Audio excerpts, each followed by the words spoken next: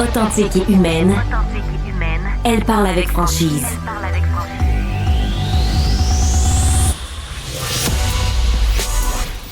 Elle traite l'information avec rigueur et efficacité. Une approche fraîchement moderne de l'actualité. Isabelle Maréchal. Bon début de semaine à vous tous. J'espère que vous allez bien, Isabelle, avec vous pour les 2 prochaines heures. Vous avez suivi, je n'en doute pas, l'actualité et c'est sûr que tout ce qui touche les incendies en ce moment, on est très préoccupé par ça. Si vous êtes Montréalais, bien sûr, cet incendie tragique qui a coûté la vie à au moins 2 personnes il y a quelques jours, un bâtiment centenaire du Vieux-Port de Montréal qui a coûté la vie à une femme et à sa fillette. C'était vendredi dernier. Donc, il y a beaucoup de gens qui sont inquiets aussi parce que parmi les commerçants, surtout les gens d'affaires du Vieux-Montréal, mais aussi un peu partout dans la ville parce que en même temps, il y a cette histoire d'extorsion, ce qu'on appelle carrément la fameuse protection dans les commerces. Vous savez que ça court depuis tellement longtemps, originaire des pratiques mafieuses, puis aujourd'hui rattrapé par les gangs de rue. Alors, il y a comme plein d'éléments ici là, qui se rejoignent et qui font en sorte que ça crée des situations extrêmement tragiques pour les gens et qui créent beaucoup d'inquiétudes à Montréal et au sein, bien sûr, des gens qui sont dans le secteur et dans le domaine. Et j'ai été très intéressée par une lettre de Younes El-Moustir, qui est un entrepreneur et courtier immobilier, parce que M. El-Moustir parle justement des enjeux du service de sécurité incendie de Montréal en nous disant ça ne date pas d'hier. Vous savez que c'est en même temps la semaine de prévention des incendies. J'aurai d'autres invités au cours de la prochaine demi-heure pour en parler, mais je voulais commencer avec vous, M. El-Moustir. Merci beaucoup d'être là en studio. Bonjour, Madame Maréchal. Vous nous rappelez que le 19 octobre 2012, il y a effectivement un chef de section de la direction de la prévention du CIM, le service d'incendie Montréal, qui s'était suicidé.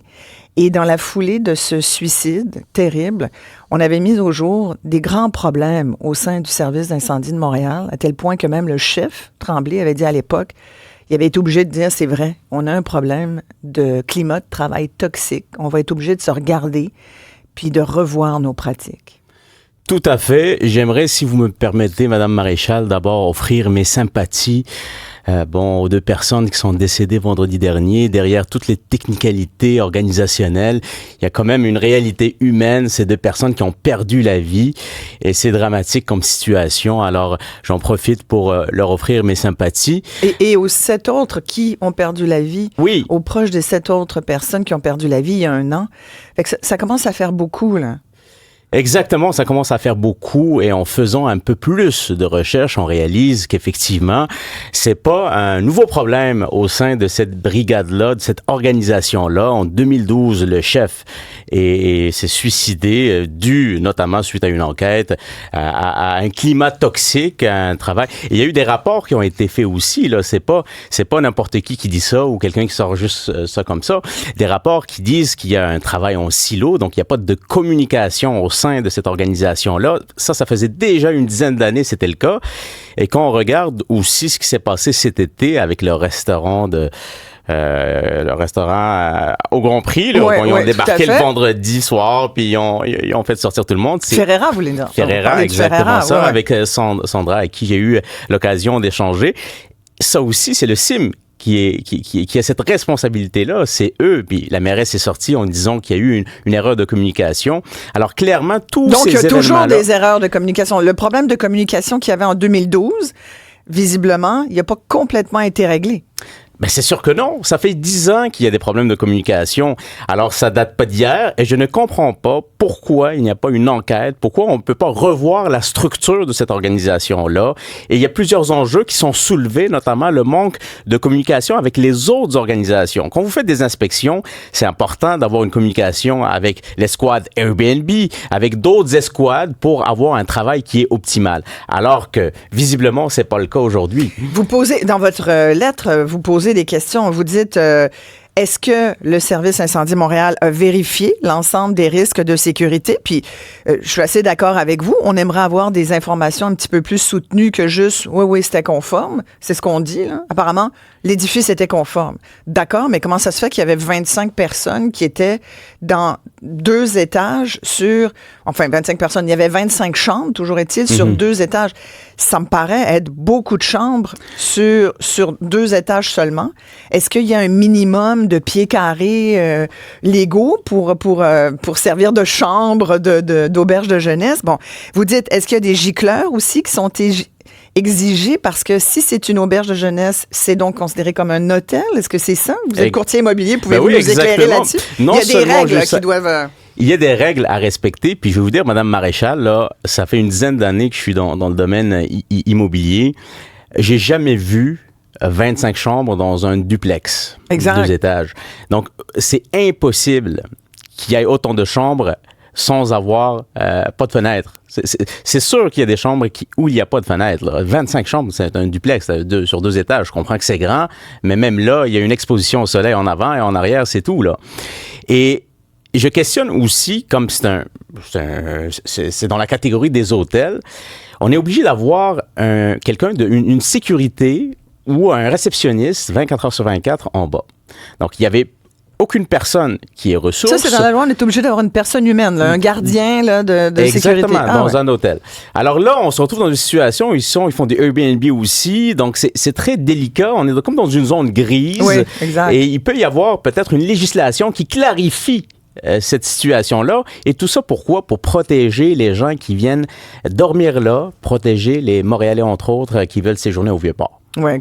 Qu'est-ce que vous attendez, vous, comme Younes El-Moustir, vous êtes entrepreneur, courtier immobilier, qu'est-ce que vous attendez? Parce que c'est pas la première fois que des commerçants sortent pour dire, d'abord, il y a toute la question, on a parlé de la sécurité incendie, on n'a même pas parlé de la sécurité policière par rapport à tout ce qui se passe avec les commerçants, que ça soit dans le Vieux-Montréal, dans le Vieux-Port ou ailleurs, dans d'autres quartiers de la ville, où là, il y a de la protection, où il y a encore le fameux pizzo là, qui circule, c'est-à-dire il faut absolument, on menace des commerçants de Montréal.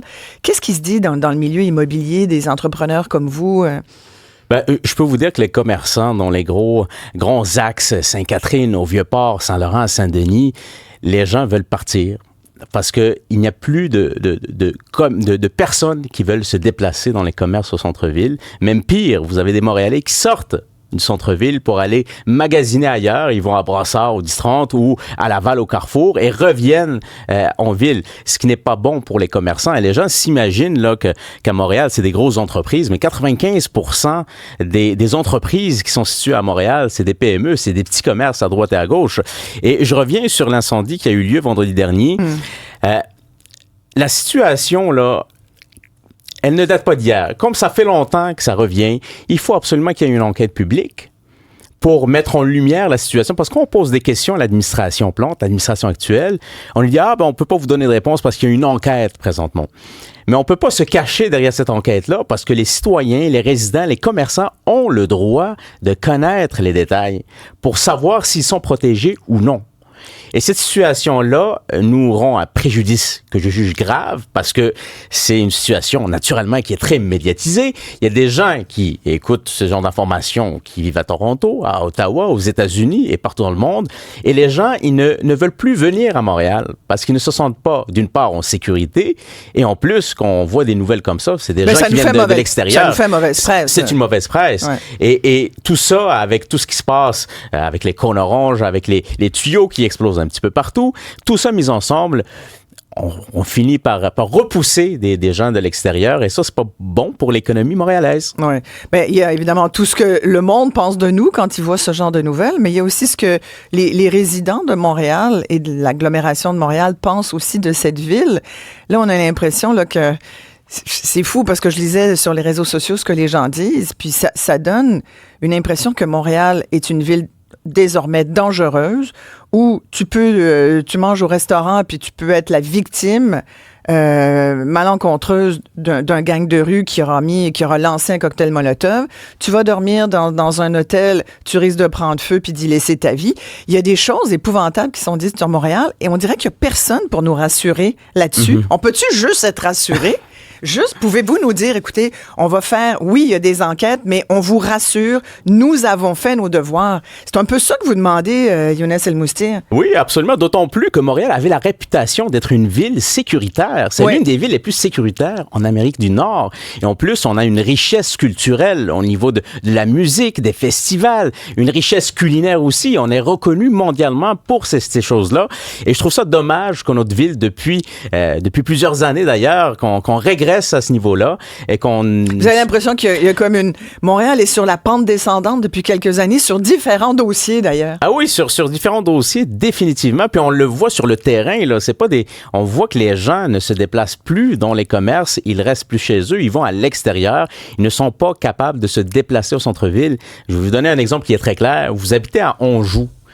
C'est pas si loin. Vous voulez vous déplacer au centre-ville de Montréal, ça vous prend... Partez-nous pas sur le trafic, là, ça parce que ça va être long, Une heure et demie. Ouais, non, mais c'est ça n'a pas de bon sens. Ouais. Normalement, pas de trafic, là, c'est supposé prendre 15 minutes. Ouais. Vous avez des immeubles à Montréal? Ben oui. Et vous avez, vous êtes courtier immobilier aussi. Est-ce que vous sentez qu'il y a un moins grand intérêt pour la ville? Définitivement. Surtout avec la part des gens là, qui veulent, qui auraient des projets immobiliers, par exemple. Ah, ben les constructeurs, ils partent tous en Ontario ou aux États-Unis, là où la fiscalité est plus avantageuse, là où la bureaucratie aussi est plus avantageuse. Et je suis en contact avec ces constructeurs-là à Montréal et décident de partir parce que non seulement la conjoncture économique n'est pas favorable, mais aussi les conditions à Montréal ne sont pas optimales. Puis même les gens qui habitent à Montréal, on voit qu'ils sortent de plus en plus avec le contexte du télétravail. Donc il y a des gens qui habitaient à Montréal pour le travail, qui décident que finalement, ça me convient moins, puis je vais aller ailleurs. Mais vous avez tellement raison, Younes, de dire déjà que c'est difficile avec tout le réseau qu'il faut rebâtir. Puis on sait, là, c'est des infrastructures vieillissantes. Regardez le métro, l'état du métro, on n'a même pas parlé. On pourrait faire 1 heure juste sur l'état pitoyable du métro quand c'est rendu qu'il y a des bouts de béton qui tombent. Là où des gens pourraient passer, ça n'a juste pas de bon sens. Fait que les infrastructures, l'état des infrastructures, l'état de la circulation, le coût de la congestion, là, si en plus, on a peur, on craint pour notre sécurité dans les commerces, dans les logements, là, il y a un gros problème. Il y a un sérieux problème. Puis on peut pas juste se contenter de nous dire, on va faire enquête, puis on peut pas en parler d'ici là. Ben, je vais vous donner un défi, Madame Maréchal. Je sais que vous aimez les défis. Oui. Je vous invite à aller voir sur le site Airbnb, sur l'application. Ouais. Regardez les logements qui sont disponibles au Vieux-Port. Ouais. Puis regardez les commentaires en dessous. Ah ouais. Vous allez très facilement connaître les bâtisses qui sont problématiques et ceux qui ne le sont pas. Vous voulez dire, c'est pas tant difficile que ça? C'est pas difficile. Okay. Vous regardez les commentaires, puis il y a des gens qui écrivent sur les commentaires, j'ai une chambre, mais j'ai pas de fenêtre. Fait que c'est pas une enquête. Fait que c'est pas la tête, ça prend pas la tête à Papineau, puis ça prend pas le FBI là, pour clarifier la situation. Pas du tout. Vous pouvez faire l'exercice, mais moi je me pose la question, les personnes qui travaillent dans ces organisations-là, ils font quoi? Est-ce qu'on peut avoir un peu de transparence puis moins d'opacité de la part de l'administration actuelle pour savoir qu'est-ce qu'ils font concrètement quand ils rentrent au bureau le matin? Younes El-Moustir, entrepreneur courtier immobilier, merci beaucoup. J'encourage les gens à aller lire votre lettre qui était dans le Journal de Montréal où vous vous rappelez que les problèmes du service de sécurité incendie de Montréal ne datent pas d'hier. Et s'il y avait un ménage à faire à l'époque, peut-être qu'il faut repasser un peu la balayeuse. Ça n'a peut-être pas complètement été bien nettoyé. Merci beaucoup, Younes. Merci.